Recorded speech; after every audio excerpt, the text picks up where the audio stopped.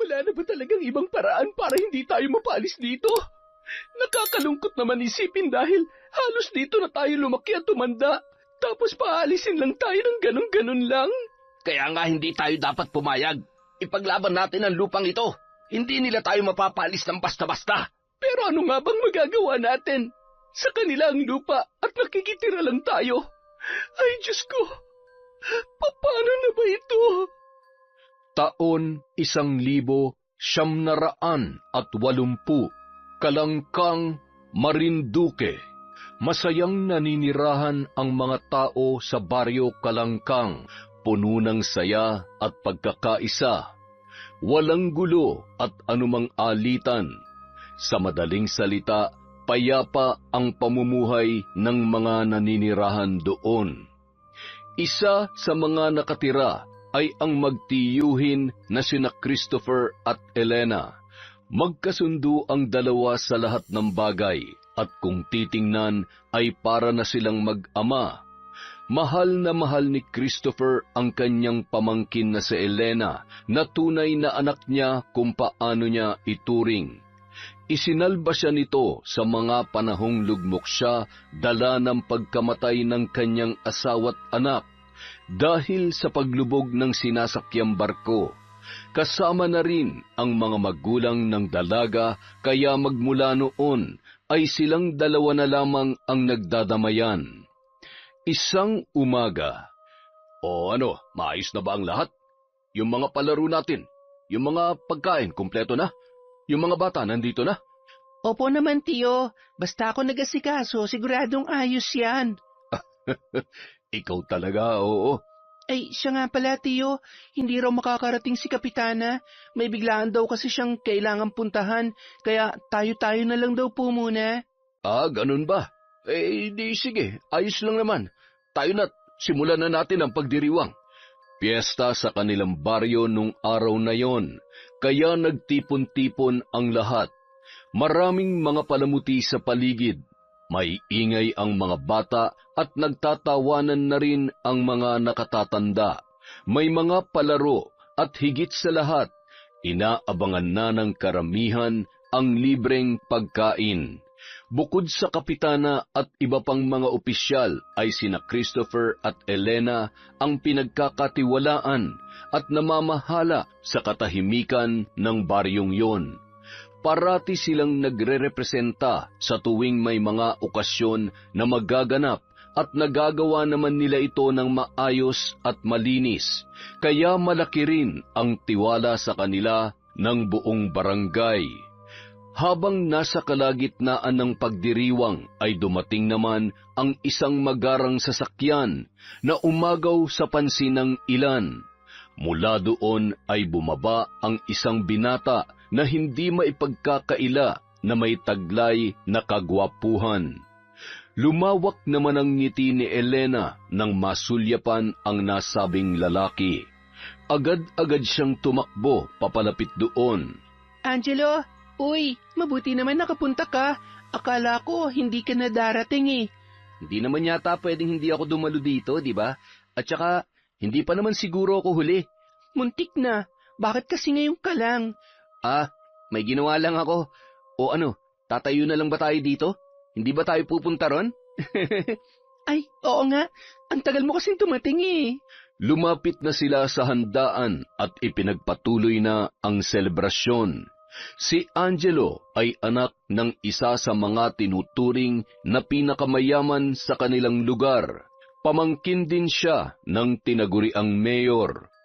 Ang mga magulang niya ay amo ng pinagtatrabahuhang kumpanya ni Christopher.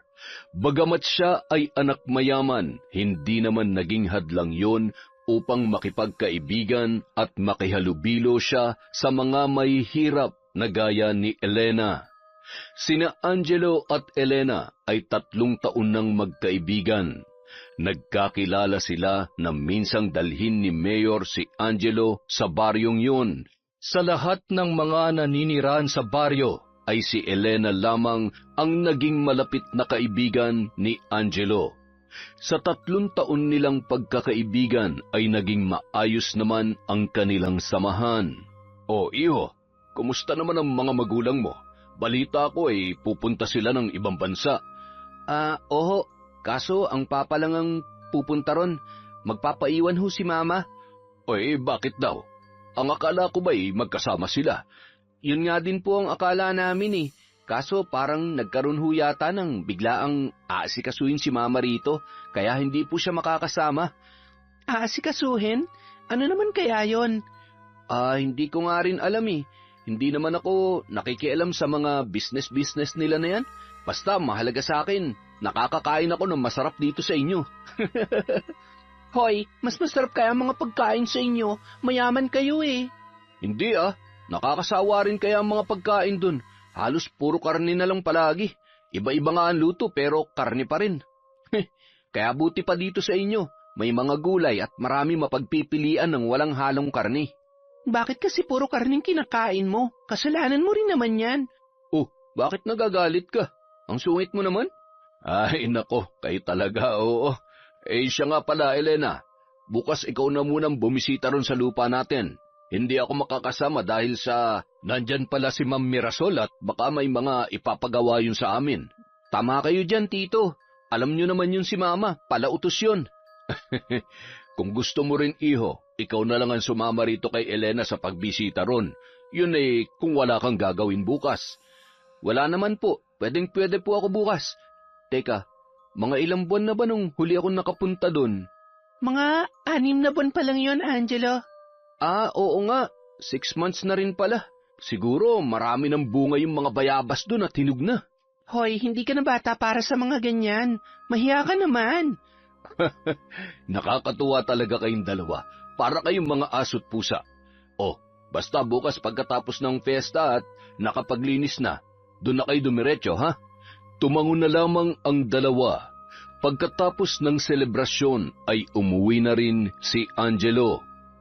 Kinabukasan, matapos maglinis sa isinagawang fiesta, ay sakto ang dating ni Angelo na agad din namang sinalubong ni Elena. Ano, tara na? Ano yung dala mo? Ito, pagkain. Baka kasi magtagal tayo dun. Mabuti na yung handa. Hay, sige na nga, tara na. Sumunod naman si Angelo sa kanyang kaibigan.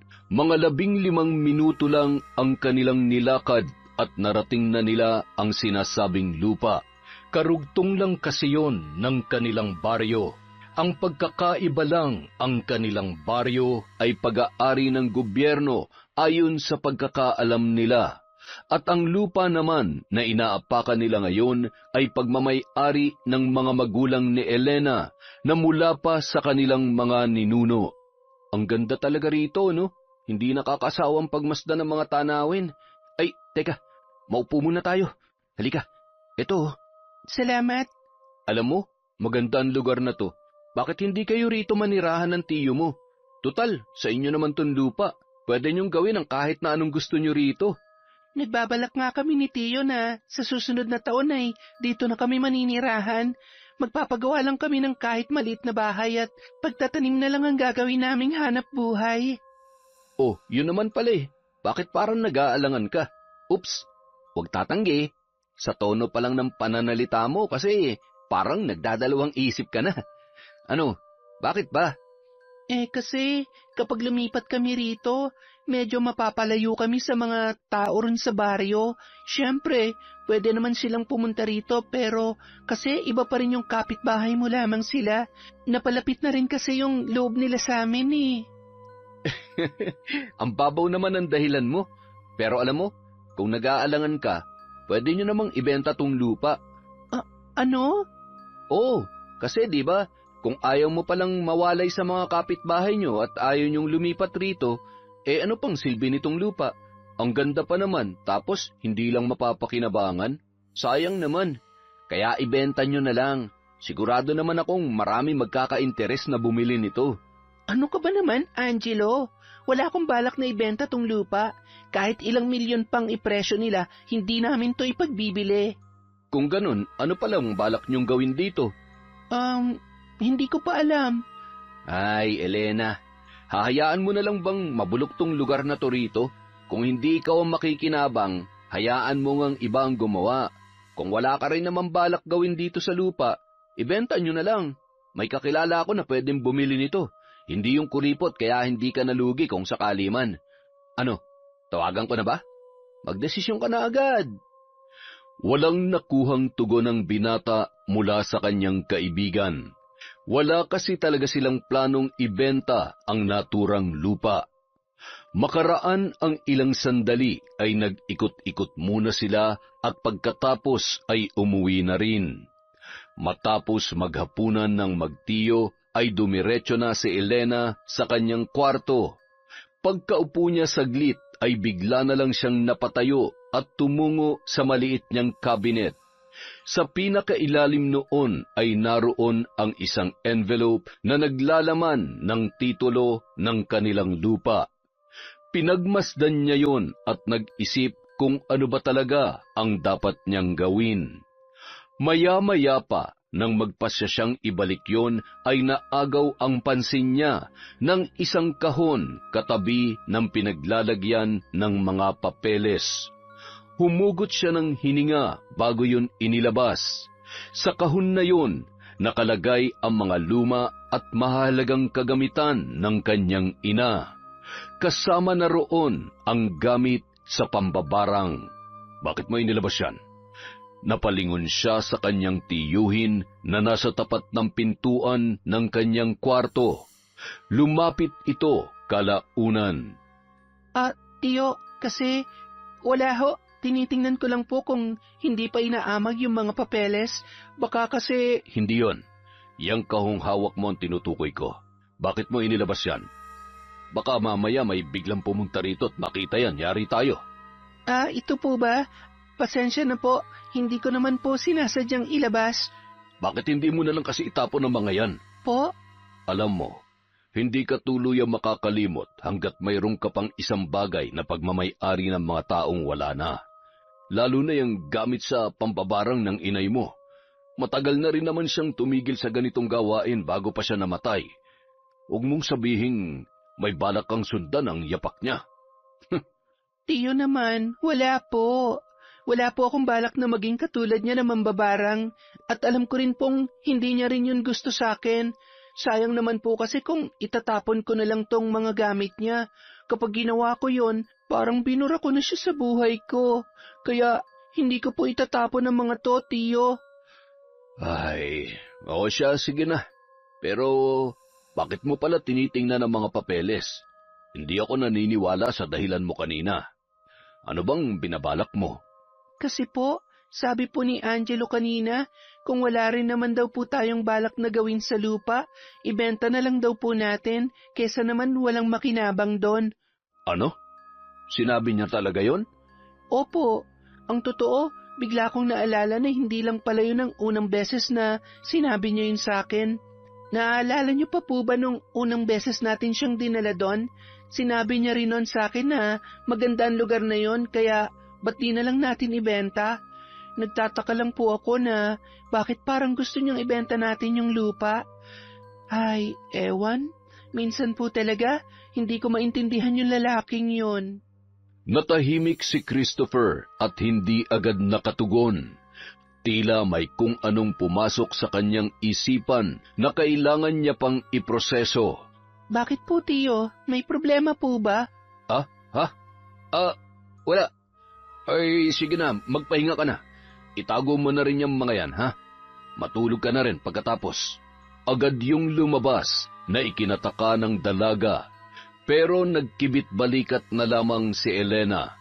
Matapos ibalik at ayusin ang mga kinuha niya ay humiga na rin siya para magpahinga. Kinabukasan, bumungad agad kay Elena ang kanilang mga kapitbahay na nagtutumpukan sa isang tabi. Tila mayroong mahalagang pinag-uusapan ang mga yon. Anong meron? Lumapit siya sa mga ito at nagtanong. Ang aga-aga naman po, nagchichismisan ka agad kayo? Ano po ba pinag-uusapan nyo? Mukhang seryoso po yan Ay nako, hindi mo pa ba alam, Elena? Ho? Ang alin po? Pinapaalis na tayo na may-ari ng lupang ito. May iniwang kasulatan kay Kapitana kaninang umaga na nagsasaad na pinapaalis na tayo dito. Pinakalat na yon sa buong baryo at ayon, hindi na nga magkaintindihan kung ano na ang gagawin ng mga tao. Pinapaalis ho tayo? Bakit daw ho? Hindi nga namin alam. Biglaan lang kasi ito. Binigyan lang tayo ng 2 linggo para humanap ng bagong matitirhan at makalis na. 2 linggo? Grabe naman po yun. Nasaan po ba si Kapitana? Naroon sa kanyang opisina. Kausapin mo. Subukan mong kumbinsihin na makiusap siya sa kung sino man ang nagpapaalis sa atin dito. Hindi na sumagot pa si Elena. Bagkus ay tumakbo na lamang siya patungo sa nasabing opisina ng kapitana. Hindi na siya nag-abalang kumatok pa. Agad-agad na siyang pumasok at nadatnan niya rin doon ang kanyang tiyuhin na tila nakikiusap din. Elena, bakit nandito ka? Nabalitaan ko na pong pinaalis na raw tayo dito. Totoo po ba yon? Bakit? Kapitana, ano po ba talaga nangyayari? Sinabi sa akin ni Mayor na bibigyan na lang nila tayo ng 2 linggo para manatili rito. At kapag nandito pa rin tayo, wala na raw silang magagawa kundi ang persahan tayong paalisin. Binabawi na raw kasi na may-ari ang lupa nila dahil siguro may balak silang gawin dito. Pero di ba, gobyerno naman na may-ari ng lupang ito? At sa simula pa lang ay pinahihintulutan na nila tayong manirahan dito. Kaya paanong... Ay, nako. Hindi ko nga rin alam. At wala na rin naman tayo magagawa kundi ang lisanin na ang lugar na ito. Hindi po kami aalis at lalo na mga tao rito. Pakisabi po kay Mayor na papuntahin niya rito yung sinasabi niya may-ari para makausap namin siya. Kahit umabot pa ng 2 linggo yan, hindi kami aalis hanggat hindi siya nagpapakita rito.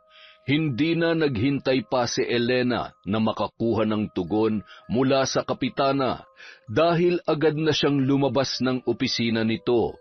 Sinundan naman siya agad ng kanyang tiyuhin. Bakit gusto mong makita may-ari nito? Anong binabalak mo? At saka kung tutuusin, wala naman tayong dapat na ipag-alala kung paalisin tayo rito. Mayroon naman tayong sariling lupa. Pwede namang doon na lang tayo. Yun na nga po, tiyo eh. May mapupuntahan tayo pero yung mga kapitbahay natin, yung mga taong malapit sa atin, at lahat ng mga nakatira sa baryong ito, tiyak na wala silang mapupuntahan at kung meron man, yung ilan lang sa kanila at yung karamihan, sana sila pupunta, sana sila titira. Magpapalaboy-laboy na lang po ba sila, tiyo? Ay, naiintindihan ko naman na nagmamalasakit ka sa kanila. Ganon din naman ako, iniisip ko rin sila. Pero hindi na natin problema yon. Hindi mo na problema kung may mapupuntahan man sila o wala. Kahit na po, basta gusto ko pa rin makausap kung sino man ang taong yon. Dumiretso na ng lakad si Elena at hindi na hinintay pa ang kanyang tiyuhin. Kinabukasan, naging sentro ng atensyon ng mga taga-baryo ang isang magarang sasakyan na paparating. At bumaba mula roon ang isang maganda ngunit medyo may edad ng babae. Nakasuot yon ng mamahaling kasuotan. Teka, hindi ba yan ang ina ni Angelo? Bakit siya nandito? Baka naman gusto niya tayong tulungan. Tulungan? Baka naman sirain. Hindi niyo pa ba nahahalata kung sino siya? Ano bang pinagsasasabi mo riyan? Nanghuhusga ka na naman. Ewan. Bahala kayo riyan. Marami pang mga bulong-bulungan, narinig ng mayamang babae. Lumingon-lingon ito sa mga taong naroroon na tila may hinahanap. Ilang sandali pa ay dumating si Elena at nagulat din ito sa kanyang nakita. Bakit nga ba naroon ang nanay ni Angelo na si Mirasol? Napabuntong hininga ang dalaga at masama ang kutob niya sa kanyang iniisip. Oh, Elena, nariyan ka na pala. Ma'am Mirasol? Ako nga. Hindi mo man lamang ba ako papapasukin sa bahay ninyo? Ngumiti na lamang ang dalaga saka inanyayahan ang ina ng kanyang kaibigan sa kanilang bahay at doon na sila nag-usap. Ano po bang sadya nyo dito, ma'am?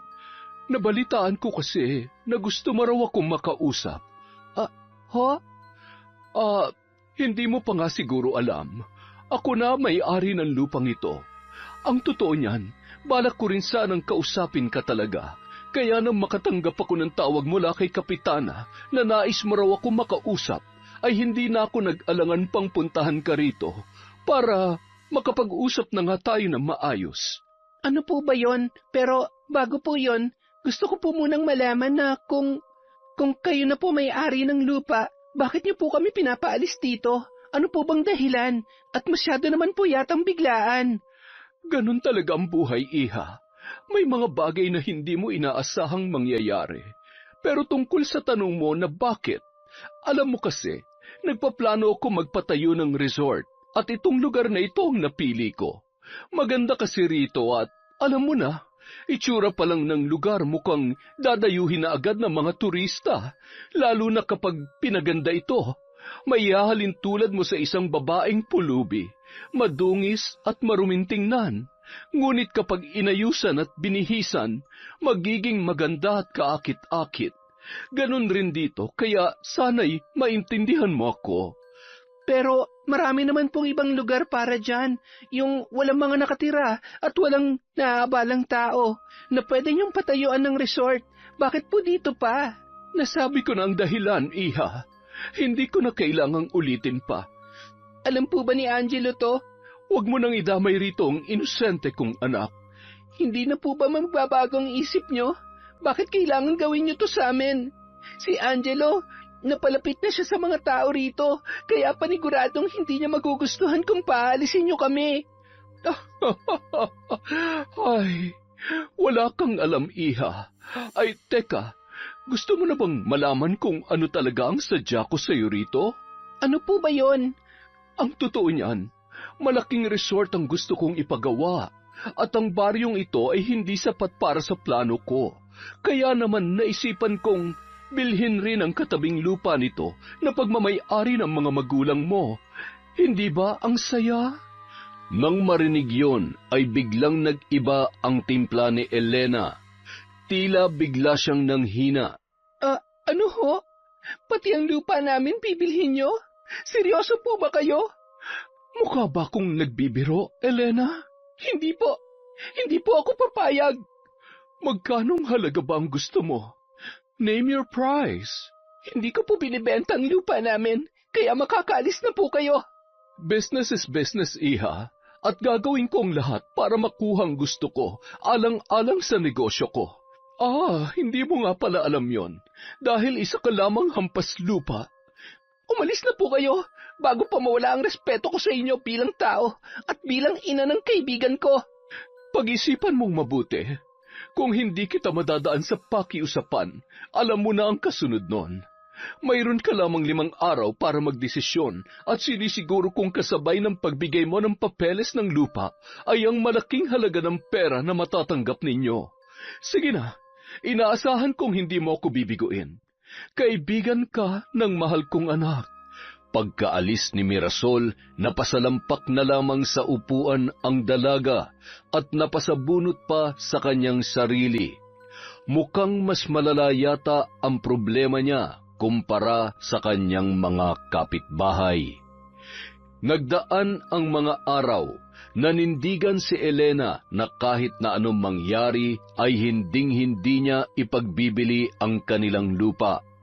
5 araw na rin ang nakalilipas at sa mga araw na yon ay patuloy siyang kinukumbinsi ni Mirasol sa pamamagitan ng mga tauhan nito. Minsan ay pinadadalhan pa sila ng masasarap na pagkain at kung ano-ano pa na maaari nilang magamit. Tinatanggap nila yon, ngunit ibinibigay lamang nila sa kanilang mga kapitbahay. Ang ilan din sa mga taga-baryo ay lumisan na, ngunit gaya ng inaasahan, mas marami talaga ang walang mapupuntahan kung sakaling aalis sila doon. Ang balak sana ng magtiyo ay iimbitahan nila ang lahat sa kanilang lupa para makapagsimulang muli. Kaya lamang maging ang kanilang ari-arian ay pinag-iinteresan na rin ng mayamang babae. Pagkatapos ng 5 araw ay muling nagkausap sina Mirasol at Elena, ngunit hindi talaga pumayag ang dalaga. Naging dahilan yon ng pagkagalit ng matanda, kaya padabog itong bumalik sa sasakyan at nagsimulang mag-isip kung ano ang maaari niyang gawin. Isang umaga, nabulabog ang tahimik na pag-aalmusal ng magtiyo na magsisigaw ang isang lalaki mula sa labas. Agad-agad itong nilapitan ni Christopher. Oh, bakit? Anong problema? May nasusunog. Doon banda sa lupa ninyo. Kumakalat na ang apoy. Bilisan nyo! Hindi na nagpatumpik-tumpik pa si Elena at agad na itong tumakbo. Sumunod na rin ang kanyang tiyuhin at ang lalaki. Napatakip na lang ng bibig ang dalaga sa kanyang naabutan. Nagtulong-tulong na rin ang mga taga-baryo para patayin ang apoy. Higit kalahating oras bago nila yung tuluyang naapula. Malawak ang napinsala ng sunog sa kanilang bukid. Ano raw ang pinagmulan ng sunog? Hindi namin alam, Christopher. Mabuti nga at nakita ng mga bata na naglalaro malapit dito na may nasusunog raw. Kaya sinabi agad sa amin at ipinaalam rin namin sa inyo. Nakakapanghinayang.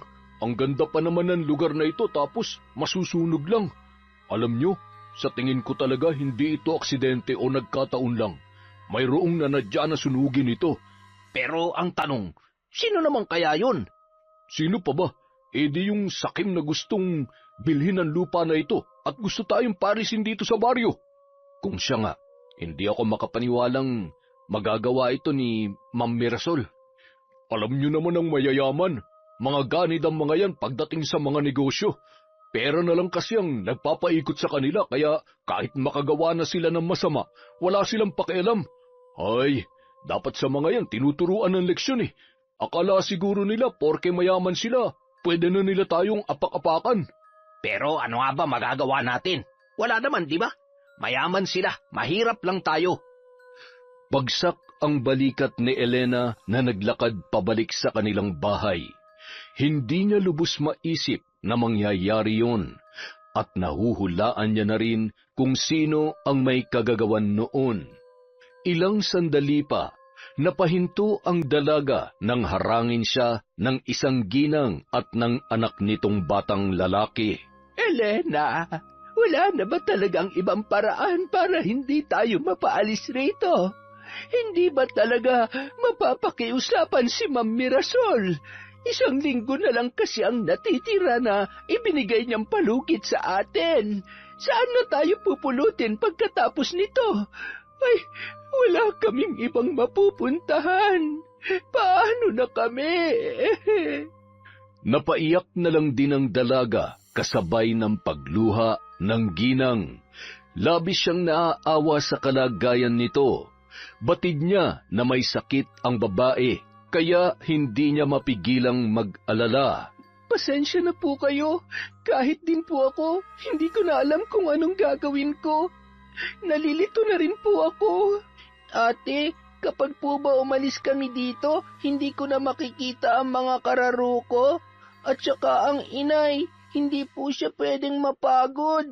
Hindi rin pwedeng maulanan dahil nagkakasakit po siya kaagad at umuubo po siya ng dugo.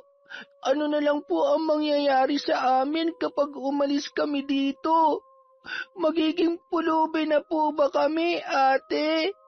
Lalong bumuhos ang masaganang luha ni Elena sa mga tinuran ng inosenteng bata. Isang bata na nag-aalala para sa kanyang ina. Batid niyang hindi naman niya responsibilidad ang mga yon, pero bakit nga ba pakiramdam niya sa kanya nakaatang ang lahat? Bakit nga ba pakiramdam niya na maging ang problema ng mga taga-baryo, lalo na ng mga napalapit sa kanya, ay pasanin niya pa rin? Pasensya na po talaga kayo. Hayaan niyo po, gagawa po ako ng paraan. Hindi ko lang maipapangako pero gagawin kong lahat na makakaya ko para manatili tayo rito. Alam mo, Elena, napakabuti mong bata. Tunay ngang napalaki ka ng maayos ng mga magulang mo at nariyan din ang tiyuhin mo para gabayan ka. Pero sa nakikita ko, mukhang malaki rin ang problema mo at hindi ka na makapagdesisyon kung ano ang iyong gagawin. Ang may papayo ko lamang bilang nakatatanda. Minsan, hindi naman masama na unahin mo ang iyong sarili kaysa sa iba, lalo na kung makabubuti yun para sa'yo. Huwag mo nang intindihin ang iba. Kami, sino nga ba naman kami para problemahin mo pa? May kanya-kanya tayong buhay at yung buhay mo ang unahin mo bago ang iba. Pasensya na kung pakiramdam mo, pasanin mo kaming lahat. Basta, magdesisyon ka na lang sa kung ano talaga ang gusto mo at sa tingin mo'y makakapagpasaya sa'yo sa huli. Sige na, uuwi na kami. Maraming salamat, Elena. Sige po, salamat po sa payo ninyo. Kaya lamang, hindi ko po alam kung paano gagaan ang loob ko. Nagdaan pa ang mga araw. Ang buong akala ni Elena ay hindi na muling mauulit ang nangyaring sunog sa kanilang lupa. Nasundan pa yon ng 2 beses. Nagpapadala rin si Mirasol ng mga tauhan sa baryo at kinakausap ang mga tao roon na umalis na. At sa tuwing nagmamatigas ang mga tao ay nananakit ang mga yon. Sinisira ang mga bahay, binubutas at maging ang mga pananim sa bawat bakuran ay pinagsisisira din nila. Hindi makalaban ang mga kalalakihan dahil armado ang pumupunta at may dalang baril ang mga yon bilang panakot sa mga taga-baryo. Paulit-ulit nilang isinisigaw na kapag hindi pa sila tuluyang umalis ay mapipilitan na ang mga kalalakihan na gumamit ng dahas. Ngunit ano pa nga ba ang kanilang ginagawa? Hindi pa ba maituturing na karahasan ang pagsira sa kabuhayan at bahay ng mga taga-baryo? Kaya naman dahil doon, bagamat ang iilan ay walang mapupuntahan, napilitan na lang silang umalis dahil sa takot na baka sa susunod ay saktan na sila ng mga yon. Samantala, sa bahay ng magtiyuhin, Grabe na po ang ginagawa nila, tiyo. Hindi na po ito makatao. Pati yung mga inosente sasaktan na raw nila. Hindi ko akalain na ganyan pala kasama si Ma'am Mirasol. Ano nang gagawin natin? ang totoo niyan, kinausap niya ako nung isang araw. Ano po? Ano mga sinabi niya sa inyo? Wala namang bago. Dahil hindi kanya makumbinsi, ako na ang kinausap niya. Marami siyang ipinangako na gagawin kung sakaling ipagbibili natin sa kanya ang lupa. Ano naman po ang sabi niyo? Pumayag po ba kayo, tiyo? Ay, nag-alok siya ng 500,000 para sa lupa at magkakaroon tayo ng libreng bahay sa loob ng 1 taon. Bibigyan niya rin tayo ng maayos na trabaho kaya hindi na natin kailangang problemahin ang mga gastusin. Tiyo, huwag niyong sabihin... Hindi. Mali ka nang iniisip. Hindi naman ako pwedeng magdesisyon ng ako lang. Pero, Elena, bakit hindi na lang natin ibigay sa kanya ang gusto niya para wala ng gulo? Tiyo naman, nangako po ako sa mga magulang ko na kahit na anong mangyari, hindi ko ipagbibili ang lupa.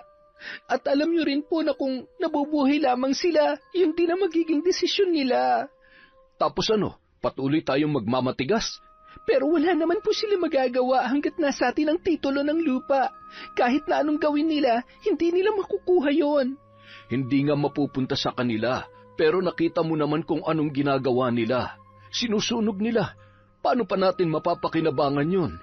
Elena, mayaman sila at maraming pera. Ang sabi niya pa, kung gugustuhin niya talaga maaari niya maangkin sa atin ang lupa kahit wala sa kanya ang titulo dahil marami silang koneksyon. At kapag nagmatigas pa tayo, yun na ang gagawin niya. Ano, haayaan mo na lang ba na mapunta sa kanila ang lupa na wala tayong nakukuha? Hindi na nakasagot pa ang dalaga. Umiyak na lamang siya imbis na magsalita. Wala na ba talaga silang magagawa para maipaglaban ang kanilang ari-arian. Pakiramdam niya ay wala na rin siyang kakampi dahil maging ang tiyo Christopher niya ay mukhang bumibigay na rin. Ano na ang dapat niyang gawin at sino ang maaaring makatulong sa kanila? Si Angelo. Bigla na lang yun na isambit ni Elena sa gitna ng kanyang pag-iisip. Oo nga pala, nasaan na ba ang batang yon? Huli ko siya nakita nung bago mag-anunsyo na paaalisin na tayo rito. Bakit nga ba hindi siya bumibisita? Tama, si Angelo. Baka makatulong siya sa atin. Tiyo, kailangan ko po siya makausap. At ano naman tulong ang maibibigay niya sa'yo? Ayoko man tong sabihin pero mukhang maging siya tinalikuran na rin tayo. Basta kailangan ko siyang puntahan. Kakausapin ko siya. Baka sakaling makumbinsi niya si Ma'am Mirasol. Sandali Elena. Bumalik ka rito. Huwag mo nang pag-aksayahan ng oras ng taong yon. Wala kang mapapala sa kanya. Ay, bata ka, oo. Pagkarating ni Elena sa bahay ni na Angelo ay hindi rin siya nakapasok dahil sa mga gwardyang nagbabantay. Ang kulit mo naman. Sinabi na nga hindi ka pwedeng pumasok eh. Umalis ka na lang, miss. Kasi kahit anong gawin mo, hindi ka namin papapasukin. Sige na, umuwi ka na. Gusto ko lang po makausap si Angelo. Sige na po. Saglit lang naman eh. Saka magkaibigan naman po kami. Kuya naman, sige na. Bawal nga kasi. Oh, ayan na pala si Sir Angelo eh. Bumaba sa sasakyan ang binata at akmang lalampasan lang sana niya ang dalagang kanina pa naghihintay. Ano ba yon? Bakit ka ba nandito? Gusto sana kita makausap. Pwede ba? Napabuntong hininga na lamang ang binata. Bahagya silang lumayo sa dalawang gwardya upang hindi marinig ng mga tao ang kanilang pag-uusapan. Bakit hindi ka na bumibisita sa amin? Mahigit 2 linggo na yon ah. Yan lang ba sasabihin mo? Alis na ako. Alam mo bang pinapaalis na kami sa baryong yon? Kayo na palang bago may-ari ng lupang yon. At maging ang lupa na pinamana sa akin ng mga magulang ko, balak rin bilhin ni Ma'am Mirasol. Alam mo ba kung anong ginagawa niya? Pinapahirapan niya kami. Pinapasunog niya rin ang lahat ng pananim doon sa lupa namin. At nagbabayad siya ng mga tao para abusuhin at takutin kami hanggang sa kami na mismong umalis. Ano naman ngayon? Anong-ano naman ngayon? Gumagamit na siya ng dahas para lang masunod ang gusto niya. Nakakasakit na siya ng ibang tao. Naiintindihan mo ba yon, Angelo? Naiintindihan ko. Kaya nga wala akong balak makialam sa inyo. At saka, matagal na panahon na rin naman kayo nakinabang sa lupa namin. Kaya siguro naman panahon na para kami naman ang makinabang doon. At yung tungkol sa lupa nyo, matagal ko nang binabanggit sa iyo na ibenta mo na lang yun. Kung sana nakinig ka lang sa akin noon, hindi mo na sana kailangan mahirapan ngayon. Pero matigas ka kaya magdusa ka. Angelo, ano bang sinasabi mo? Bakit parang ang tigas-tigas mo na ngayon? Wala na lang ba sa iyong lahat? Sa loob ng 3 taon, marami ka ring alaala na nabuo sa baryong yon. Yung mga taong napalapit sa iyo, itinuring ka na rin nilang pamilya. Baliwala lang yun sa iyo. At yung mga pinagsamahan natin, yung pagkakaibigan natin. Paano na yon, ha? Angelo naman, tulungan mo naman kami, oh. Tulungan mo ako. Hindi ko na alam kung anong gagawin eh. Subukan mo namang kausapin ang mama mo. Baka sakaling makinig siya sa'yo at makumbinsi mo siya na itigil na ang mga ginagawa niya. Sige na, nakikiusap ako, Angelo. Muli na namang umiyak si Elena. Kulang na lang ay lumuhod siya sa harapan ng kanyang kaibigan upang siya ay pagbigyan. Habang si Angelo naman ay hindi makatingin ng diretsyo sa dalaga. Tumigil ka na. Wala akong balak na tulungan ka. At kung inaalala mong pagkakaibigan natin, ayoko sana tong sabihin pero dapat mo na ring malaman. Lahat ng mga ginawa ko noon, lahat yon scripted, planado. Nakiusap sa akin si Mama na maging malapit sa inyo at kaibiganin ka para malaman ang mga kahinaan nyo. Para kapag sinimulan niya ng plano niya, magagamit niya yung laban sa inyo para mapaalis kayo. Ano, sapat na ba mga narinig mong yon para tumigil ka na? Kaya kung ako sa iyo, Elena, sumuko ka na lang. Huwag mo nang kalabanin ng mama ko dahil hindi mo siya kaya. Lahat ng gusto niya nakukuha niya, kahit sa maling paraan. Dalawang magkabilang sampal ang natamo ng binata mula kay Elena, na ngayon ay patuloy pa rin sa pagbuhos ang mga luha. Ang sama mo! Para yan sa panloloko mo sa akin at sa mga taga-baryo. Wala kayong pinagkaiba ng nanay mo. Para kang aso na sunod-sunuran lang sa kanya. Itong tandaan mo, Angelo. Pagbabayaran niyo tong ginawa niyo, lalo na yung ganit mong ina. Hindi ako papayag na dito na magtatapos ang lahat. At higit sa lahat, hindi ako papayag na makuha niyo sa akin ang lupa. Ipaglalaban ko yon kahit ano mangyari, kahit magsama kayo ng nanay mo. Pinagsisisihan kong nakilala kita, Angelo! Bago umalis ang dalaga, nag-iwan ito ng masamang tingin sa lalaki. Natulala na lamang ang binata na mabigat ang bawat paghinga dahil sa emosyon na kanina niya pa pinipigilan. Panay ang iyak ni Elena habang patakbong naglalakad pabalik sa kanila. Hindi niya matanggap ang mga sinabi ng itinuring niyang kaibigan. Pakiramdam niya ay napakahina ng kanyang utak para magpauto doon. Sa 3 taon nilang nagkasama at pagiging magkaibigan ay hindi niya akalain na lahat ng ipinapakita nito ay pagpapanggap lamang. Maya-maya pa, napatigil siya nang maagaw ang pansin ng isang sasakyan na nakaparada sa isang tabi, at halos manlaki ang kanyang mga mata nang makita mula sa nakabukas na bintana ang 2 taong naghahalikan. Ang babae ay walang iba kundi si Mirasol, at ang lalaking kasama nito ay pamilyar sa kanya. Ang lalaking yon ay walang iba kundi ang driver nito na kasama nung unang beses na pumunta yon para siya ay kausapin. Hindi siya maaaring magkamali.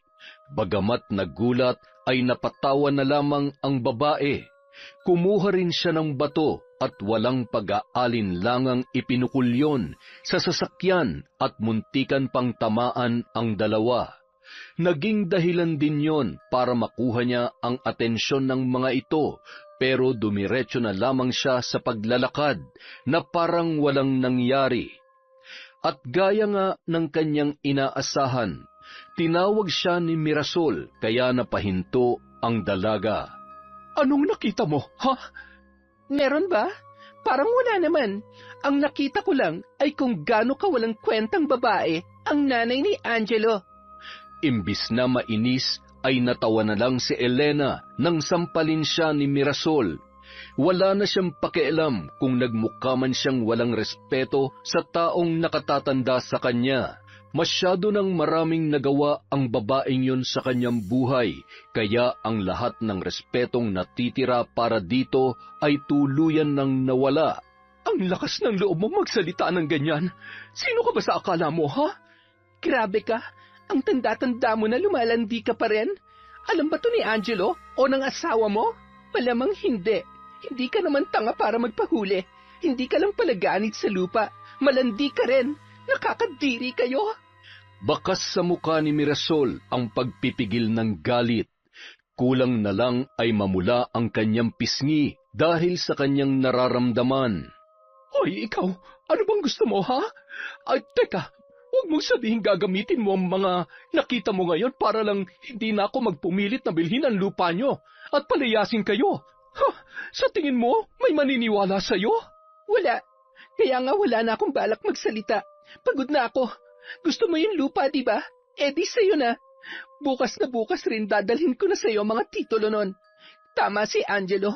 Wala akong laban sa'yo kaya hindi kita lalabanan sa ganung paraan. Ano, masaya ka na? Mabuti naman kung ganon. Natauhan ka na rin. Maganda yan para hindi ka na mahirapan. Napakaganda niyo ho, Ma'am Mirasol. Ay, teka, ano yung nasa buhok niyo? Patingin nga. Aray, ano ba? Sinasadya mo ba yon, ha?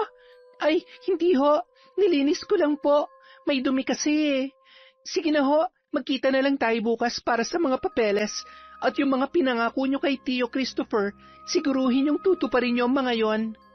Hindi na nag-abala pa si Elena na makakuha ng sagot mula sa kanyang kausap dahil agad na siyang umalis. Nang makalayo na ito, saka naman lumapit ang lalaking kasama ni Mirasol na kanina lang ay may distansya ang layo. Naniniwala ka ba sa kanya na hindi siya magsasalita tungkol sa nakita niya kanina? Mukha naman siyang seryoso. At saka, kahit naman magsalita siya, walang maniniwala sa kanya. Iisipin lang ng mga tao na sinisiraan niya ako dahil sa pagpapaalis ko sa kanila. Kaya huwag mo nang problemahin yon. Halika na, bumalik na tayo sa bahay. Samantala, pangiti-ngiti si Elena habang patuloy sa paglalakad. Kinuha niya mula sa bulsa ang nabunot niyang isang hibla ng buhok ni Mirasol. Paniwalang paniwala ka naman na ibibigay ko sa iyo ang lupa. Kahit kailan, hinding-hindi mangyayari yon. Ngayon, ako naman ang kikilos. Hintayin mo ang ganti ko, Ma'am Mirasol. Nang makauwi sa bahay, ay agad na sumalubong sa kanya si Christopher. Tinanong siya nito kung ano ang nangyari, subalit hindi siya tumagon. Bagkus ay dumiretso siya sa kwarto at mula sa pinaglalagyan ay kinuha niya ang kahon na naglalaman ng mga kagamitan sa pambabarang. Inilabas niya ang mga yon at pinagsama-sama. Sumilip si Christopher sa kwarto at halatang naguguluhan sa kung ano ang nangyayari. Anong gagawin mo riyan? Bakit mo inilalabas ang mga yan? Elena, ano ba? Tinatanong kita, sagutin mo ako. Gaganti po ako sa Mirasol na yon. Sobra-sobra nang ginawa niya kaya dapat siya magbayad. At ano? Gagamitin mo mga yan? Nahihibang ka na ba? Hindi mo nga alam kung paano ang tamang paggamit niyan at kung anong proseso ang mga gagawin. Ano pong gusto niyong gawin ko? Hayaan na lang siya? Alam niyo ba, Tiyo, kung anong mga sinabi sa akin ni Angelo? At ang nalaman ko tungkol sa pinaggagawa ng babaeng yon? Bakit? Ano nga ba? Sabihin mo sa akin. At kapag sapat na dahilan yan para gumamit ka ng kapangyarihan ng dilim, hahayaan kita. Pero kung hindi, ibibigay mo yan sa akin at susunugin ko para wala nang makinabang sa mga yan. Naiintindihan mo ba, Elena? Si Angelo po. Lahat ng mga ipinakita niya sa atin noon, lahat yun pagpapanggap lang. Inutusin lang daw siya ni Ma'am Mirasol para maging espiya at malaman ang mga kahinaan natin. Niloko niya lang po tayo.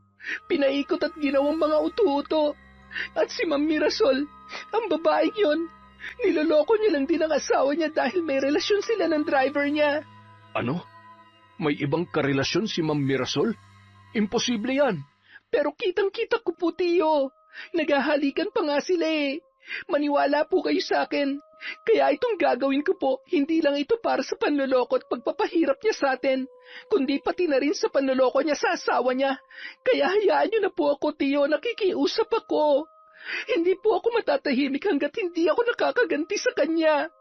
Natagalan bago sumagot ang kanyang tiyuhin at nagdesisyon. O sige, sabihin na nating gaganti ka nga at gagawin mo yan. Pero paano? Gaya ng sabi ko kanina, wala kang alam pagdating sa ganyan. Paano mo gagawin yan, ha? Bahala na po, Tiyo. May libro naman po dito. Susundan ko na lang po yon kung paano ang tamang proseso. Ay, ako tong kinakabahan sa gagawin mo eh. Paano kung mahuli tayo?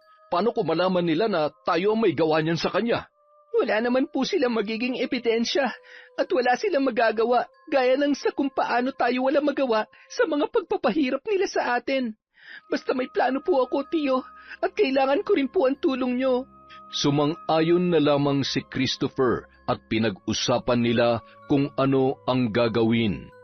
Halos buong gabi ring inaral ni Elena ang mga nakasaad sa maliit na libro. May mga lengguwahe roon na hindi niya maintindihan, ngunit ang iba naman ay kanyang nauunawaan. Hindi na siya nakatulog ng buong gabing yon. Batid niya na hindi yun madali. Nabanggit rin sa kanya noon ng kanyang ina na kung aaralin niya ang karunungang itim ay maaaring abutin siya ng ilang linggo o buwan. Depende sa kung gaano siya kabilis matuto at kapursigido. Ngunit sa kanyang sitwasyon ay hindi siya maaaring matagalan. Ilang araw na lamang ang natitira at patuloy na silang paaalisin. Kinabukasan, sinubukan na niyang gawin ang pag-orasyon. Hindi pa siya sigurado kung gagana yon dahil buong gabi pa lamang niyang pinag-aaralan. Ngunit sinubukan pa rin ng dalaga. Nagsindi siya ng mga kandilang kulay pula at ipinalibot yon kung saan gumawa ito ng hugis bilog. Inilagay niya rin sa gitna noon ang litrato ni Mirasol na sa tulong ng tiyuhing si Christopher ay nakuha nila yon. At itinabi niya ang isang hibla ng buhok sa litrato na nakuha niya nung sila ay nagkausap. Bumuntong hininga si Elena at pumwesto sa gitna ng hugis bilog na kandila at nagsimula ng mag-orasyon. Maya-maya, kinuha niya ang isang maliit na manika at 3 karayom. Inurasyonan niya yon at hinampas-hampas ng balahibo ng manok kasama ang litrato. Nang matapos ay humugot naman siya ng malalim na paghinga.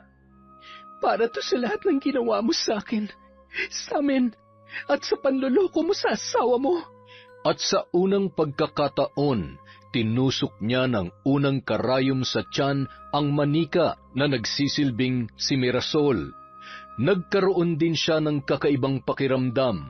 Pakiramdam na tila gumagana ang orasyon.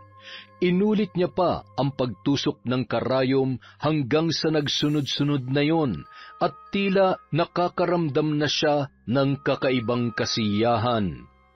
Pagkaraan ng ilang oras, rinig na rinig ni Elena ang usapan ng mga natitira pa sa baryo tungkol sa nasabing babae. Ayon sa mga ito ay bigla na lang daw ng hina at nawalan ng malay ang babae, kaya't agad itong isinugod sa ospital. Napangiti na lamang si Elena at bumalik na ng bahay kung saan naabutan niya ang kanyang tiyo na nag-iimpake na ng mga gamit. Ano pong ginagawa niyo, tiyo? Aalis po kayo? Ayoko nang manatili rito, Elena. Ako lang tong nababahala sa mga ginagawa mo. At saka, parang nasobrahan naman yata ang ginawa mo sa kanya. Nawalan siya ng malay. Paano kung may masamang mangyari sa kanya? Paano kung napatay mo na pala siya? Bakit po kayo nag-iisip ng ganyan, tiyo? Hindi ko siya papatayin. Kahit gustong-gusto ko dahil sa ginawa niya sa atin, pinipigilan ko po ang sarili ko. Tama na. Nakaganti ka na, di ba? Sapat na yun. Umalis na tayo dito. Hayaan na lamang natin sila. Gusto ko nang matahimik. Ayoko na ng gulo. Pagod na ako sa lahat ng ito. Mag-impake ka na rin ng mga gamit mo. Bilisan mo na. Hindi po ako aalis dito. Dito lamang po ako. Kung gusto niyo, kayo na lang. Elena! Hindi pa po ako tapos sa kanya. Lalo na ngayon na gumagana ang mga orasyon ko, na kahit halos buong isang gabi ko lang pinag-aralan ng mga yon, nagagawa ko na ng tama. Hindi pa po gumagaan ang pakiramdam ko kaya hanggat nandito ang bigat sa dibdib ko, hindi ko siya titigilan. Bahala na po kung ano mangyari, wala na akong pakialam. Elena, ano ba? Sumama ka na lang sa akin. Hindi kita pwedeng pabayaan dito. Pamangkin kita at nangako ako sa mga magulang mo, sa kapatid ko, na babantayan at aalagaan kita. Kaya sige na naman huwag mo na akong pahirapan pa. Pasensya na po kayo, tiyo. Pero sa pagkakataong ito, hindi po ako makikinig sa inyo. Kahit po umalis tayo, hindi pa rin ako matatahimik dahil nasa loob ko pa rin ang bigat. Kaya hayaan niyo po akong gawin kung ano makakapagpagaan sa kalooban ko. O sige, bahala ka na. Mukhang hindi na rin naman kita mapipilit. Basta kung ano man ang gagawin mo, huwag mo pa rin sanang kalimutan maging mabuting tao, gaya ng palagi kong itinuturo sa iyo. Tuluyan nang umalis si Christopher at nilisan si Elena. Umiyak na lang ang dalaga.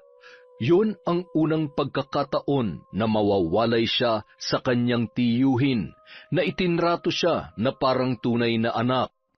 Gustuhin man niya itong makasama at pigilan, pero batid niyang kapag ginawa niya yon, ay ang paghihiganti niya ang magiging kapalit. Samantala, katatapos lamang kausapin ni Angelo ang doktor na tumitingin sa kanyang ina na si Mirasol. Ano ang sabi ng doktor, anak? Ano ang sakit ko? Ano raw bang problema at bigla akong nakaramdam ng ganoon? at hinimatay pa ako. Wala naman daw pong problema, Ma. Normal naman daw po ang lahat sa inyo. Eh kung ganoon, bakit yun nangyari sa akin?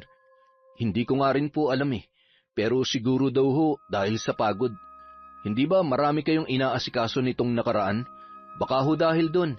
Huwag niyo na pong problemahin yon. Maayos naman daw po kayo, Ma. Mabuti naman kung ganon. Ayokong nagkakasakit. Ay siya nga pala, si Elena. Pumunta na ba siya sa bahay? Bakit naman po siya pupunta doon, Ma? Sinabi niya sa akin na ngayong araw ay ibibigay niya ang titulo ng lupa nila. Po, bakit niya naman gagawin yon? Ipinagbili niya na ba sa inyo ang lupa? Ay, malay ko sa kanya. Siguro natauhan na rin siya na talagang wala siyang laban sa akin kahit ipagpilitan niya pa. Kaya tara na, umuwi na tayo. Baka naghihintay na siya sa labas ng bahay. Nang makauwi ang dalawa, ay wala naman silang Elenang nadatnan gaya ng inaasahan ni Mirasol. Si Angelo na lang muna ang naghintay sa labas sa pagdating ng dalaga, ngunit maggagabi na ay wala pa rin si Elena. Pumasok na lamang siya sa loob upang kumain. Habang nasa hapagkainan ang mag-ina, bakit kaya hindi sumipot ang babaeng yon? Ang lakas ng loob niyang paasahin ako. Bukas na bukas rin ay pupuntahan ko siya. Hayaan niyo na lang siya, Ma. Anong hayaan? Hindi pwede. Kung kailan abot kamay ko na ang pinaplano ko sa kapako susuko, malaki-laki na rin ang nagagastos ko para sa proyektong ito. Kaya hindi ako pwedeng basta sumuko. Ay, teka nga pala. Huwag mong sabihin, lumalambot ka na sa kanya, ha? Ayusin mo ang buhay mo, Angelo. Ang babaeng yun ay... Magpahinga na po kayo. Aakyat na ako. Naihampas na lamang ni Mirasol ang kanyang palad sa lamesa. Mukhang lumalambot na ang kanyang anak. Sa isip niya ay hindi yun maaari. Kailangan niyang gumawa ng paraan upang kamuhian nito ang mga taga-baryo, lalong-lalo na si Elena. Pagkaakyat ni Mirasol sa kanyang silid upang makapagpahinga ay nakarinig siya ng boses sa kanyang tainga. Agad siyang napabangon. Ang tinig na yon ay tinatawag ang kanyang pangalan. Paulit-ulit at palakas ng palakas. Ha? Sino yon? Saan nanggagaling yon? Tinakpan na lamang niya ang kanyang tainga upang hindi niya yun marinig. Ngunit nanunuot pa rin ang mga tinig. Patuloy pa rin siyang tinatawag ng kung sino man. Maya-maya, napadaing si Mirasol nang makaramdam na naman ng tila tinutusok ng kung anong matulis na bagay ang kanyang katawan. Pilit siyang bumaba, ngunit nadapa lamang siya at humandusay sa sahig. Ngunit magkaganon pa man ay pinilit niyang tumayo upang kunin ang gamot na pampatulog. Halos ubusin niya na yon para mabilis makatulog at hindi na maramdaman ang sakit ng katawan. Ilang minuto niya pang ininda hanggang sa nakatulog na siya habang nasa sahig. Kinabukasan, nataranta ang mga katulong nang abutan ang kanilang amo na nakahandusay na parang isang bangkay. Tawagin niyo si Sir Angelo! Bilisan niyo! Naku naman po, madam! Pagdating ni Angelo, agaran niyang lumapit sa kanyang ina. Nang akbang bubuhatin na nila, ay bigla naman yung nagising. Ma, ayos lang ho kayo? Bakit dito kayo natulog sa sahig? Ha? Anong nangyari? Ay, manaman, ano ba naman kayo? Ano ba nangyayari sa inyo? Pinilit namang alalahanin ni Mirasol ang nangyari, ngunit hindi niya maintindihan na tila walang pumapasok sa kanyang isipan. Dahil doon, napagpasyahan nilang mag-almusal na lamang. Habang nag-aalmusal, tahimik at tulala lamang ang babae. Hindi rin niya ginagalaw ang pagkain, kaya naman nagtataka ang kanyang anak. Matapos kumain, ay kinausap niya ang kanyang ina. Ma, ano ba talagang nangyayari sa inyo? Bakit kayo nagkakaganyan? Ano? Bakit? Ano ba nangyayari sa akin? Manaman, Hindi itong tamang oras ng pagbibiro. Hindi ko maintindihan ang sinasabi mo, anak. Iwan mo na lang muna ako rito. Gusto kong mapag-isa. Ma, wala ba talaga kayong naaalala? Ano ba ang dapat kong maalala? Ay, kahapon sabi nyo, bigla kayong nakaramdam ng sakit at nawala ng malay. Dinala namin kayo sa ospital para malaman kung anong problema pero wala naman daw. Tapos kaninang umaga, naabutan ka namin na natutulog sa sahig. Ang akala namin... Tapos ngayon, kanina pa kayo tulala. Wala rin kayong maalala sa mga nangyari. Ma, ano ba talagang problema? Para hong nawawala na kayo sa sarili ninyo. Hindi ko nga rin alam, anak. Pakiramdam ko, yun nga rin ang nangyayari sa akin. Bakit ako nagkakaganito? Teka, si Elena, pinantahan mo na ba siya? Kailangan natin makuha sa kanya ang mga Angelo! Ma, bakit ho? Ano nangyayari sa inyo? Ma! Parang may kung anong tumutusok sa katawan ko, anak. At ang ulo ko, sumasakit. Angelo, anak! Sandali lang po. Tatawag po ako ng tulong. Makalipas ang ilang sandali, nakatulog na naman si Mirasol. Tumawag na naman sila ng doktor, ngunit wala ring pinagkaiba ang sinabi nito noong una. Kung wala hong sakit si Mama, bakit ho siya nagkakaganyan? Yung kanina, mukhang hirap na hirap talaga siya, Dok. Sigurado ba talaga kayong wala siyang sakit?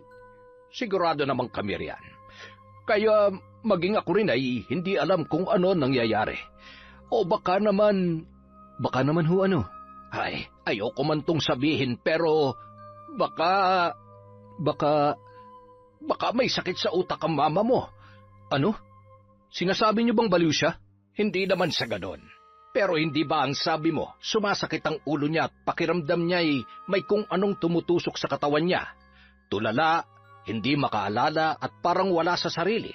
Pero wala namang kaming makitang problema sa lahat ng medical tests niya. Wala siyang sakit. Baka naman hallucination niya lang ang lahat ng yon. Baka sa dami niyang iniisip kaya siya nagkakaganon. Ibig niyo po bang sabihin may tsansa na mabaliw si Mama? Parang ganoon na nga. Kadalasan kasi, ganon ang pinagmumula ng pagkasira ng isip ng isang tao hanggang sa mabaliw na. Ay nako. O siya, sige, mauna na ako. Tawagan mo na lamang ako kung sakali magkakaproblema ulit. Sige po, salamat po sa pagpunta ninyo. Pagkaalis ng doktor, saka naman lumapit si Angelo sa natutulog niyang ina. Nag-aalala na ang binata para rito. Nais niya sanang tawagan ang kanyang ama upang ipaalam ang mga nangyayari, subalit batid niyang marami rin niyang ginagawa. Ayaw niya nang dagdagan pa ang mga isipin noon. Nagpasya si Angelo na tumungo sa baryo, ayon na rin sa kagustuhan ng ina upang makausap ang mga taga roon. Pinagtinginan pa siya ng lahat ng mga tao. Ano ba naman yan, Angelo? Akala pa naman namin ay kakampi ka namin. Pero kagaya ka lang pala ng nanay mo. Sunod-sunuran ka sa kanya. Ngayon ka lang rin namin ulit nakita rito ah. Bakit? Sa pilitan mo rin kaming paaalisin? Sayang lang ang tiwalang binigay namin sa'yo. Pasensya na po kayo. Sumusunod lang po ako sa utos ng mga magulang ko. Bakit? Wala ka bang sariling... Hayaan niyo na po siya. Oh, Elena, nandiyan ka pala. Mas mabuting hayaan na lang natin siya. Para kasi siyang aso na sunod-sunuran sa kanyang amo. Elena, pwede ba tayong mag-usap? Yung tayong dalawa lang.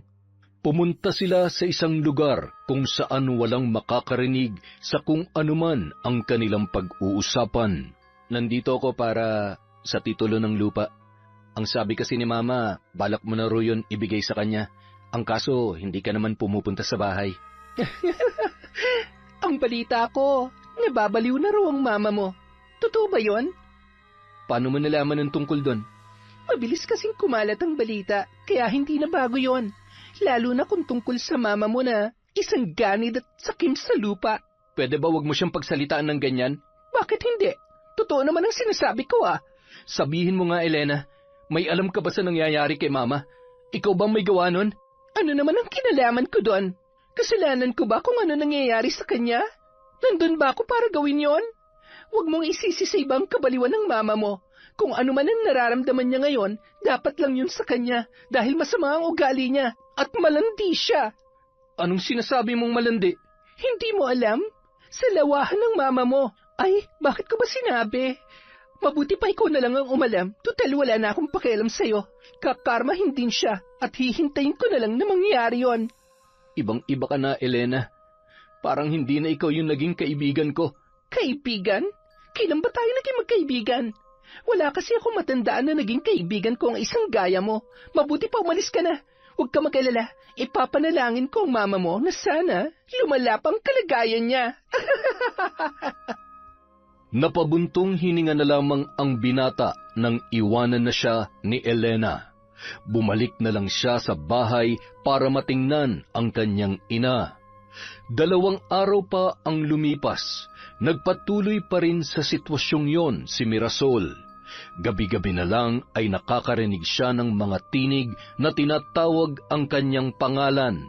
Nakakaramdam ng sobrang lamig sa katawan kahit na balot siya ng kumot. Minsan rin ay hindi na nakakakain sapagkat isinusuka niya lang ang lahat pagkatapos. Sa loob ng 3 araw na ganoon ay mabilis na namayat si Mirasol at nanghihina na rin ito. May mga pagkakataon pa na para na itong isang tunay na baliw. Hindi na rin alam ni Angelo kung ano ang kanyang gagawin. Hanggang sa isa sa kanilang mga katulong ang nakapagsabi na baka raw binabarang ang kanyang ina. Ano? Seryoso ka ba dyan? Opo, sir. Kasi ho, di ba kahit ipatingin nyo na siya sa mga doktor ay wala namang sakit na nakikita sa kanya. Isa lang po ang ibig niyang sabihin. Malamang ay yun na nga nangyayari sa kanya. Ginagamitan siya ng itim na salamangka ng kung sino man. Itim na salamangka? Ano ba namang kalokohan yan, ate? Wala ho tayo sa fairy tale. Realidad po to. Alam ko naman yun, sir. Pero kasi ho, hindi ba kayo nagtataka? Wala namang problema sa kanya, kaya bakit siya nagkakaganyan? Alam niyo po, ganyan din ang nangyari sa pamangkin ko noon. Halos magkaparehas lang sila ng mga sintomas na binabarang ang isang tao. Mabuti na nga lang po at albularyo noon ang lula ko, kaya naagapan siya bago lumala ang kanyang kalagayan. Kaya sir, sige na po. Wala naman pong masama kung susubukan nyo lang. May kilala kong albularyo na pwedeng makatulong sa inyo. Kung gusto nyo sasamahan ko po kayo roon. Bagamat hindi naniniwala at nag-aalangan, ay sumugal na lamang si Angelo. Dinala nga nila si Mirasol sa sinasabing albularyo. Bumiyahe pa sila ng ilang oras para lamang marating ang bahay noon. At nang sa wakas ay natagpuan na nila, ay pinapasok naman sila agad ng naturang albularyo. Ginagamitan siya ng itim na kapangyarihan? Oo. Yun po kasi ang sabi nila.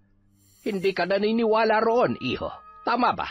At nag-aalangan ka rin, kaya baka hindi ko mapagaling ang iyong ina. Po, mabuti pa'y umuwi na lamang kayo.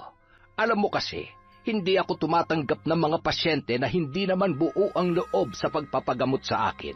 Kailangan ay buo ang tiwala mo na mapapagaling ko ang nanay mo. Kaya mo ba yon, iho? Napayuko na lamang si Angelo. May punto naman kasi ang albularyo. Ngunit gayon paman, huminga siya ng malalim at pilit na isinaksak sa kanyang isip na naniniwala siyang mapapagaling ng albularyong yon ang kanyang ina. Ay, o siya sige. Ilapit mo na siya sa akin at nang masimulan ko na. Agad namang inalalayan ni Angelo ang kanyang ina. Tulala kasi yon. Minsan lamang magsalita, ngunit wala pang nakakaintindi sa kanyang mga sinasabi. Angelo, anak, sino ba yan? Bakit tayo nandito? Ang baho-baho ng lugar na ito. Alisin mo ako rito. Ayoko sa bahay ng mga paslupa. Parang ngayon pa lamang ay alam ko na kung bakit siya pinaparusahan.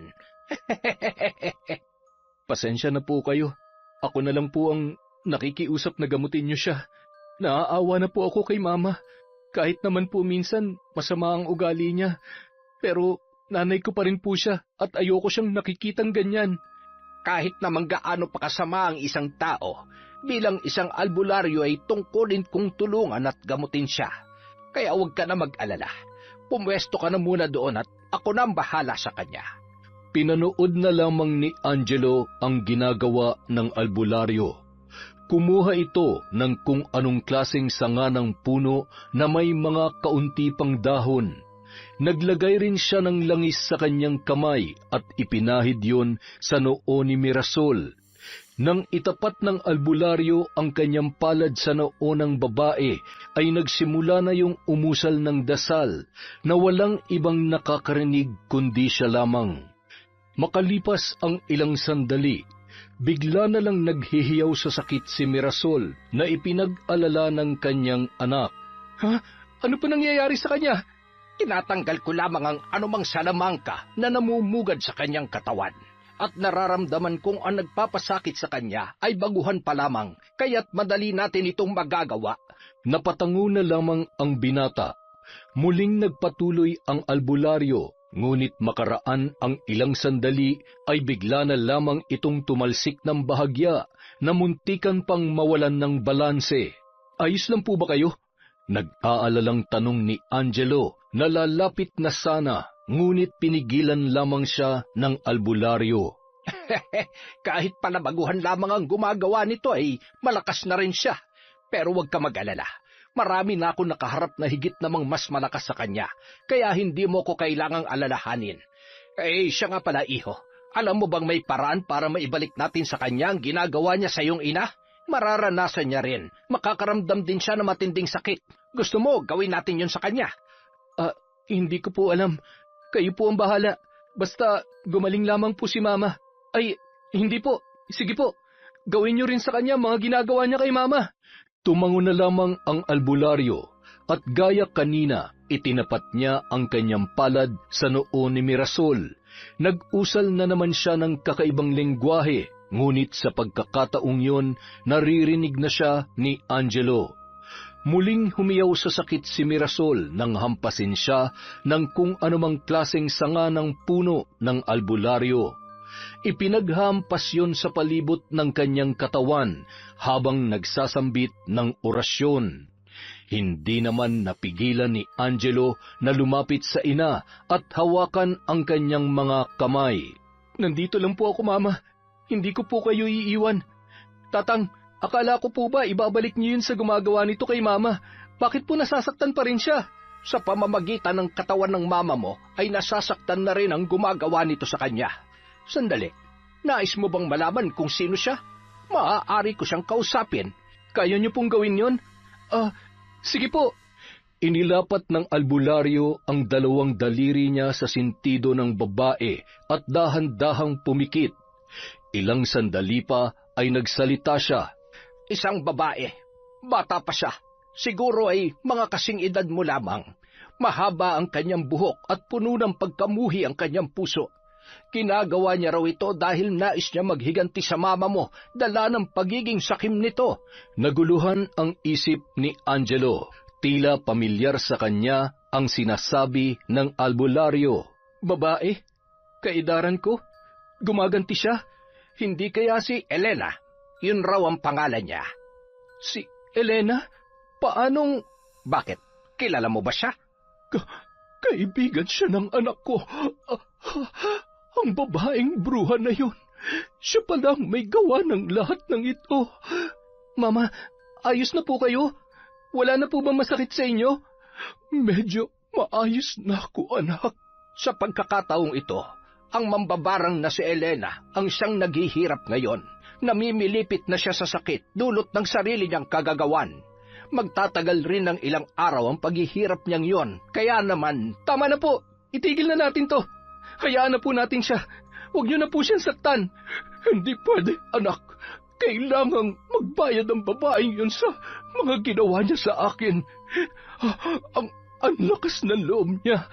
Kung tutuusin, kasalanan din po naman natin kung bakit niya ginawa yun. Hindi naman ho siya masama eh. Biktima lang din po siya. Kaya nakikiusap po ako sa inyo, Tatang. Binabawi ko na mga sinabi ko kanina. Huwag niyo na siyang pahirapan, pakiusap po. Hindi. Hoy, ikaw, pahirapan mo ang babaeng yon. Babayaran kita kahit na magkano, basta makita ko siyang Tama na, Ma. Alam ko rin po ang totoo, na niloloko niyo si Papa at maging ako na anak niyo. Ano bang sinasabi mo, Angelo? Nang sabihin sa akin ni Elena na salawahan kayo, nagtaka talaga ako, kaya nag-imbestiga ako. At doon ko nalaman na tama siya. Kayo ng driver mo, may relasyon kayo matagal na. Hindi lang si Papa niloko niyo, kundi pati na rin ako. Pero ipinagsawalang bahala ko muna yon dahil mas iniisip ko ang kalagayan niyo. Kaya nagpanggap akong walang alam. Akala ko pagkatapos nito matatauhan na kayo, pero puro paghihiganti pa rin palang nasa isip niyo. Kailan ba kayo titigil? Anak, hindi ganoon yon. Mali ka nang iniisip. Tama na ho, pwede ba? Isa lang ang pakiusap ko, Mama. Itigil niyo na ang pagbili sa lupa ni na Elena at huwag niyo nang paalisin ang mga tao sa baryo. Hayaan natin silang patuloy na mumuhay doon. Dahil kung hindi, makakarating kay Papa ang ginawa ninyo. Alam mo naman siguro kung ano mga pwede niyang gawin kung sakaling malalaman niya ang lahat ng ginagawa niyo. O kaya naman, magsama na lang kayo ng lalaki niyo. Sapat na sa akin na makita na maayos ang kalagayan niyo, Ma. Angelo, sandali lang. Pag-usapan natin to, Angelo. Umalis ang binata at iniwan sa albularyo ang kanyang ina. Dumiretso si Angelo sa baryo at agad na tumungo sa bahay ni na Elena. Halos manlumo siya nang maabutan itong nakaupong nakasandal sa pader ng bahay at halatang nanghihina pa. Dahan-dahan siyang lumapit at lumuhod sa harapan ng babae. Elena, ayos ka lang ba? Hindi. Ano? Masaya ka na ba? Patawarin mo ako. Kasalanan ko ang lahat. Tama ka. Salawahan nga si Mama. At kung hindi lang rin ako naging sunod-sunuran sa kanya at kinampihan siya, hindi sana ito mangyayari. Sana mapatawad mo ko, Elena. Patawarin mo rin ako, Angelo. Nadala lang ako sa galit, kaya ako nagawa yon. Nagsisisi na ako. Napagtanto ko na hindi pala tama ang gumamit ng ganong paraan. Akala ko magiging masaya ako pagkatapos, pero... Lumapit sa kanya si Angelo at niyakap na lamang nito ang babae. Ayos lang, naiintindihan ko. Hayaan mo, ako na mismo gagawa ng paraan para matapos ng lahat ng ito. Babawi ako sa inyo, lalong-lalo na sa'yo, ha? Sorry. Sorry talaga, Elena. At gaya nga ng ipinangako ni Angelo, ang lahat ng naninirahan sa baryong yon na umalis ay ipinahanap niya at inimbitahang bumalik muli. Sina Mirasol naman at ang lalaki nito ay magkasamang pinalayas sa kanilang bahay. Nalaman ng ama ni Angelo ang mga pinaggagawa nito at ang pag-ipot sa kanyang ulo, kaya naman hindi ito nagdalawang isip na palayasin ang kanyang asawa nang walang kahit na anong dala mula sa kanyang kayamanan. Magkasamang umalis si Mirasol at ang driver at wala nang nakakaalam kung saan sila nagtungo. Bagamat nalulungkot ang binata, wala naman siyang magagawa basta't ang padre de pamilya ang nagdesisyon. Isa pa, naisip niya rin na baka karma lang yon ng kanyang ina sa mga masasamang gawain nito. Samantala, muli nang bumalik si Christopher kaya nagkasama na muli silang magtiyo. Muli namang nanumbalik ang pagkakaibigan nina Angelo at Elena. Nagkapatawaran na rin sila at lahat ng mga kinikilos nila ngayon ay wala ng halong pagpapanggap. Makalipas ang ilang araw, pinagmamasdan ni Christopher kasama ang dalawa na magdiwang ang mga taga-baryo para sa kanilang muling pagbabalik at pagsasama-sama. Ang sarap ng pakiramdam ng ganito, yung wala ka nang alalahanin pa. Sinabi mo pa, mas masaya pa to kaysa sa magkaroon ng girlfriend. Kayo palang dalawa. Ano bang balak nyo sa isa't isa? Po? Anong ibig niyong sabihin, Tiyo? Jesus, ang ibig kong sabihin, wala ba kayong balak na, alam nyo na, higitan pa yung pagkakaibigan ninyo? Natawa na lamang sina Angelo at Elena habang namumula ang kanilang mga pisngi. Lalo na nang akbayan na siya ng binata. Nagulat pa siya nang bigla siya nitong nakawan ng halik at saka kumaripas ng takbo na agad niya namang hinabol para mabatukan. Yon! Napakaganda na naman po ng kwento natin. May kahalo pang love story. At syempre, meron tayong shout-out. Marami tayong utang. Simulan na natin. Huwag na tayong magpatumpik-tumpik pa. Number 1, shout-out kay Christine Azure. Hello po kay Jude Soriano. Hi kay Ann Pundano. Kay Mel Santarita. Hello kay Jennifer Sacris. Kay Roslyn Labajo. Kay Yena Bianan from Qatar. Hi po kay Lydia Lopez. Kay Cata Leja Soto. Kay Tess Sumanting from Roma, Italia. Kay Mami po from Doha, Qatar. Hello po kay Michelle Esperon, kay Marian de la Fuente, kay Mac Belcher, kay Sally Molina. Hello po sa Galedo family from Rai of Cabiao, Laguna. Hi kay Edgardo Fontanilla, kay Jeneline Mix Vlog. Hello po kay Lady Dam. Shout out kay Noemi Garcia Pabunan, kay Dimples Yumi. Hello po kay Celso Benitez, kay Gemma de Ocampo from Jeddah, KSA. Hi sa mga suki natin na si Almana Ong, Monica Nieves. Hello po kay Edgardo Mendoza, Antoinette Agonia, Mendoza family at sa mga katrabaho ni Melanie Berrudes sa KSA. Hi po kay Hannah Maylin Sesgundo. Hello kay I Love Resort Pinay, kay MGS 14. Hi kay Kurt Mina, kay Michael J. Neones, kay Dimple Dimple, sa Kakalda family from Corazon. Hi po kay Mami Mia, kay Angelica Jones, Bonillo. Hello kay Monera Birwar, kay Chona Bainosa from Malaysia, kay Janet Cisneros, kay Filipina Palsario. Hi kay Hannah Montero, kay Mardy Suzuki, kay Glenda Gilado from Malaysia, kay Tita Jinky Perez. Hello po kay Gemma Aquino, kay Chris Alcantara, kay Saiza Rivera or Avi from Taiwan, kay Kat Burglar Cutie, kay Jesses Colamar. Shout out po kay Josephine E.M., kay RV Tiong from Bataan, kay Christine Kim from Hong Kong. Hello po kay Ellen Keano, kay Lent TV2. Hi kay Sally Roldan, kay Jonah de los Reyes. Shout out po kay Jackie Lou Ponce from Singapore, kay Concepcion Nicolas, kay Minerva Concepcion at sa gwapo daw nilang mayor na si Vico Soto. Hi kay Rose Ann Rama from UAE, kay Arvin ng Laguna. Hello kay MJ Villacrucis, kay Princess Alexis at Christine Angela at Roberto from Maria Grace Grefaldia. Hi po kay Jen Mer, John Garcia from Angeles, Pampanga. Hello kay Sydney Sai.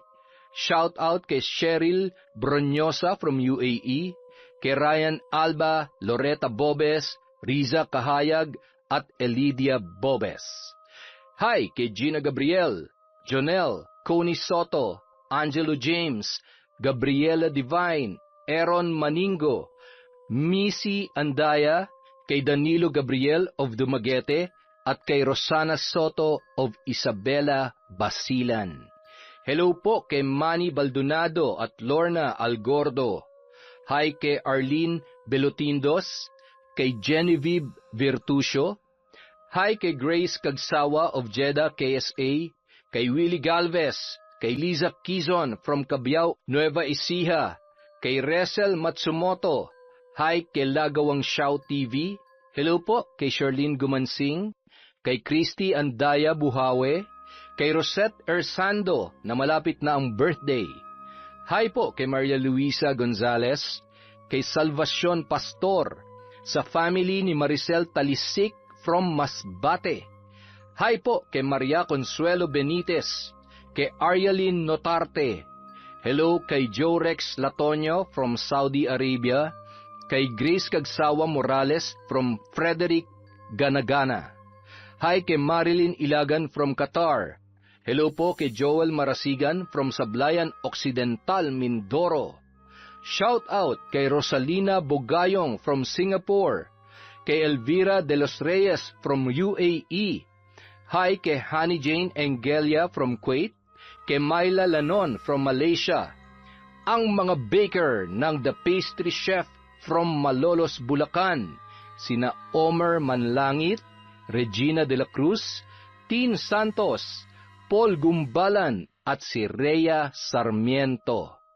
Hi po kay Jerlyn Batal, kay Dinalyn Supapo, kay Jing Estrada. Hi kay Danica Dulnuan from Ilagan, Isabela. Hello po kay Jovelyn Nabartey, kay Vicky Yabut, Maria Ana Sabal. Hi sa Malakas family from Elvira Malakas. At syempre kay Michelle de la Cruz. Maraming salamat po sa walang sawang pagsuporta sa Kwentong Enteng. Kung nasan man po kayo, mag-ingat po kayo palagi, ingatan niyo po ang mga sarili niyo, magpalakas lang tayo, maging masaya, at walang negative. Mag-enjoy lang po tayo sa buhay natin, at maraming salamat ulit mula sa Kwentong Enteng.